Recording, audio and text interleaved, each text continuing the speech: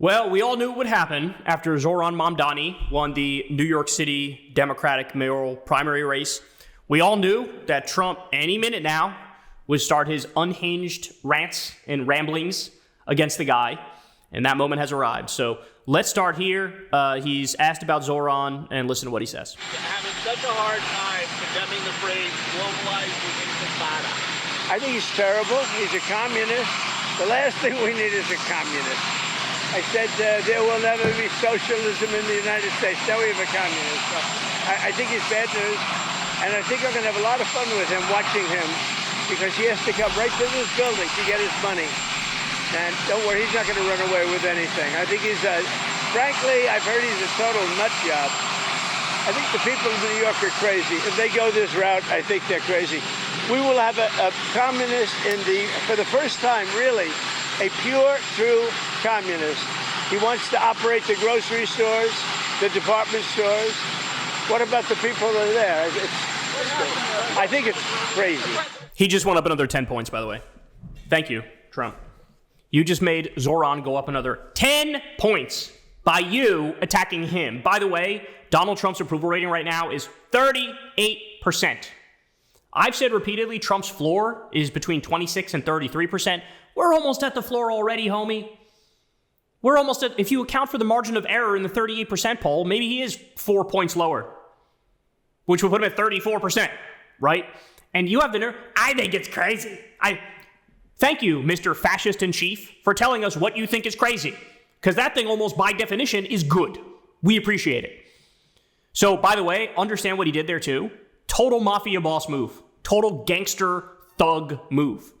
Well, he's going to come here. He needs to, hat in hand, he needs to beg me for the money. So this is what Trump does. Trump threatens federal funds that are allocated and guaranteed for certain things in the states. He threatens that.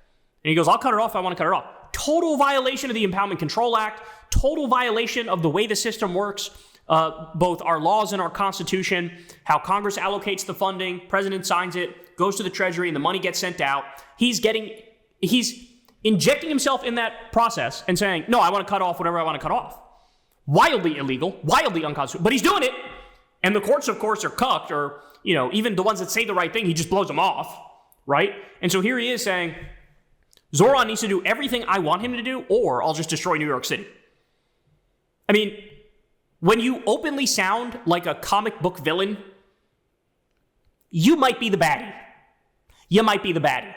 But all right, I got more. We're still not done. He takes it a step further. Here, there's an implied threat to deport Zohran, to deport him. Here we go. We're going to be watching that very carefully, and a lot of people are saying he's here illegally. We're going to look at everything. And ideally, he's going to turn out to be much less than a communist. But right now, he's a communist. That's not a socialist. I've always said we will not have socialism in this. Trump has no idea what socialism is or communism is. He doesn't understand what any of those terms mean. If you notice something, when Trump goes after his political opponents, he will literally just use a label that sounds scary to his people. I think he's a communist. I mean, what is it? Define it for me, bitch. He can't. He won't. He's incapable. He can't even describe what capitalism is. He can't even give it a... This is what he does. Terrible, horrible, bad, communist, evil. Like, this is all because his brain is oatmeal. He's senile. He's demented. He's sundowning. He never was smart to begin with. That's why he says stuff like, I have a very high IQ. My IQ's up. How many times within the past month has he done his shtick on the word groceries? Where he's like, groceries, it's an old-fashioned word. It's really a strange word, but it's a beautiful word. The word groceries, I said groceries, that's an old-fashioned term. He does that like once a week. He's doing his grocery thing. His brain is mush. I've said this a million times, but if you read a transcript of an interview with him and you read what he says, you'd be going, oh my God, whoever this is has like legit mental damage. But since he overrides the lack of substance in what he says with charisma, with bravado, with arrogance, with certitude. He uses the certitude to override the complete and utter lack of substance in what he says, right? And the same thing, I said, no more socialism in this country. Now, he's a communist. He's a communist. You can't define either one of those words. You can't define either one of those words. And by the way, while we're talking about it, who ultimately took the most casualties in the defeat of Nazi Germany in World War II? Who was it? I know a lot of people who don't know the history will go, oh, it was the United States, right? Wrong. It was the Soviet Union. You had communists at the front line taking down the fascists. That's what you had. Okay, so all this rewriting of history where anything and everything related to communism by definition is horrific. Well, they took the most casualties on the front line, defeating Hitler and the Nazis and fascism. Okay? A little bit of thanks is in order, isn't it? But no, you have the fascist in chief say, oh, the communists, bad, they're very bad. And you see AOC, she's out there with her, bad IQ. She's out there ranting. With her bad IQ. The irony of trying to get your burn in and you sound like the dumbass. Oh, it's beautiful. We're still not done, though. I told you. Here we go. And you see AOC, she's out there with her, bad IQ. She's out there ranting and raving about how wonderful he is. And have you ever noticed that the only time he starts bringing up IQ attacks, it is for all of the minority people he goes after? He did this in a post the other day where he started out by going after AOC, and he said something like, she has a low IQ, but it's not as low as Ilhan Omar. And then he goes, and Ilhan Omar's is low, but it's not as low as Jasmine Crockett. You see what he's doing there? He's literally going skin color from dark to darker to darkest, going low IQ, lower IQ, lowest IQ. This isn't subtle. This is like full-on eugenics, racial hierarchy, Nazi shit.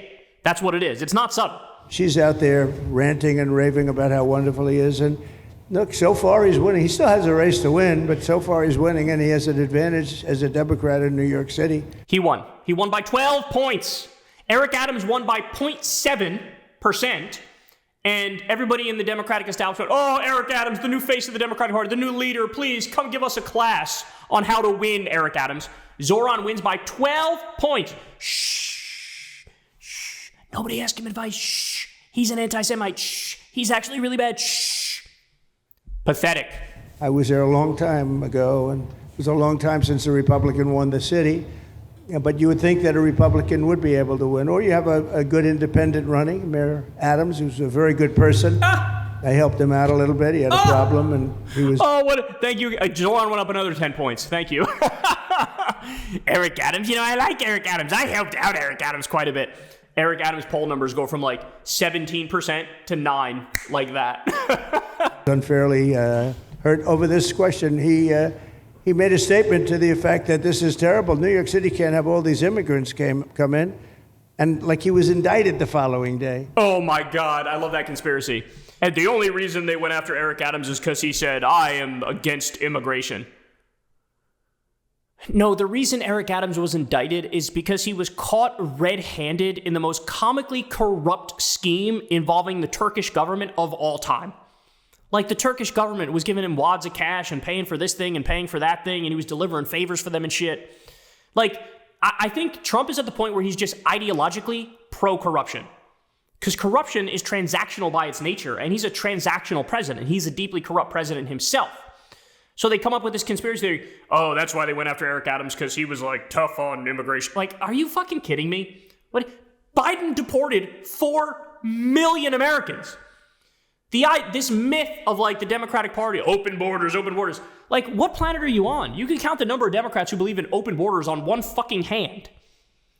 So it's just insane. But you heard him at the beginning. At the beginning, he said very clearly, we hear many people are saying he's here illegally. We'll have to take a look at that. An implied threat to deport Zohran. By the way, looking at how Trump reacts to Zohran and AOC, let's understand something. It's afraid. It's afraid. See, your establishment Democrats look at this and see Trump throwing haymakers at the left flank of the Democratic Party, and they internalize like, oh no, this is bad. He's landing body blows on our people, and that's going to make our numbers go down, and that's bad for us.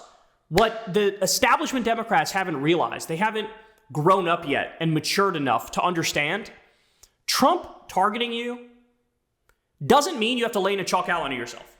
Trump targeting you means you can fucking fire back, and you can fire back twice as hard, if you please, right? And that's what you're getting from AOC and Bernie Sanders and Jasmine Crockett and Zohran Mamdani. In fact, so Trump now multiple times went after Zohran, called him a communist, said he's horrible, and all that. So Zohran fires back and says, my statement on Donald Trump's threat to deport me and his praise for Eric Adams, who the president helped out of legal accountability, so calling out the corrupt scheme, say, yeah, you love Eric Adams because you guys made a deal where he can stay in power. You'll drop the charges against him. You'll force the federal government to drop the charges, but now he's your little puppet. He's your little pawn. He does whatever you say. Zohran's directly calling it out. Zohran says, the president of the U.S. just threatened to have me arrested, stripped of my citizenship, put in a detention camp, and deported. Not because I have broken any law, but because I will refuse to let ICE terrorize our city. His statements don't just represent an attack on our democracy, but an attempt to send a message to every New Yorker who refuses to hide in the shadows. If you speak up, they will come for you. We will not accept this intimidation. That Trump included praise for Eric Adams and his authoritarian threats is unsurprising, but highlights the urgency of bringing an end to this mayor's time in City Hall at the very moment when MAGA Republicans are attempting to destroy the social safety net, kick millions of New Yorkers off of health care, and enrich their billionaire donors at the expense of working families. It is a scandal that Eric Adams echoes this president's division, distraction, and hate. Voters will resoundingly reject it in November. The more Trump goes after Zohran, the more his poll numbers go up. The more he goes after him, the more support he gets. The more Trump sides with Eric Adams, the more he hurts Eric Adams. I know they can't help themselves, but that's the way this is going to unfold. And Zohran is leading the way here and showing, look, when they attack you, punch him in the fucking mouth. Punch him in the mouth. Enough of this bullshit. The Democratic establishment instinct of always meet them halfway, always negotiate, always use diplomacy, always find a middle ground. Guys, I hate to tell you, but the Republican Party at this point is a fascist death cult. If you meet them halfway, you're saying we are half a fascist death cult. I'm not interested in that. Democratic voters are not interested in that. That's why only like 20-something% of the base supports the current party leadership. So our moment is here. The left-wing Tea Party is here. It's here. And so everybody needs to wake up and smell the coffee and act accordingly, because we're only going to get stronger. And there's no way Trump can come after literally all of us, right? We need every Democratic politician to be like Zohran, to be like AOC and Jasmine Crockett and Maxwell Frost and Bernie Sanders and Rashida Tlaib. This is what we need. And we're getting closer and closer to that. So let's have the fight, bro. Because look, Trump is used to debating, washed Democrats who are just mired in the culture of decorum and civility. Well, that era's gone, and it's dead, and it's over. What Trump doesn't realize is, welcome to the era where now Democrats don't give a fuck, where they've thrown out decorum, they've thrown out civility, they're willing to go for the jugular. Bro, you are a target-rich environment, homie. If I ever was fortunate enough to have a debate with Donald Trump, he'd be a bloody mess laying on the ground. Because he's actually not great at this. But he gets away with the fact that his arrogance and charisma makes a lot of people think he's a truth teller. But if you have somebody there to actually tell the truth and put his ass in line, totally different ballgame. Totally different ballgame. So shout out to Zohran taking on Trump. And Trump, yet again, in classic Trump fashion, cannot help himself but to go full fascist, full authoritarian, full crazy person, ironically, as he fearmongers about the extremism and the communism of the left. Please spare me. Hey y'all, do me a favor and like and subscribe. It helps out big time in the algorithm. Click the bell as well for notifications when videos drop, and watch that video on screen right now. You know you want to.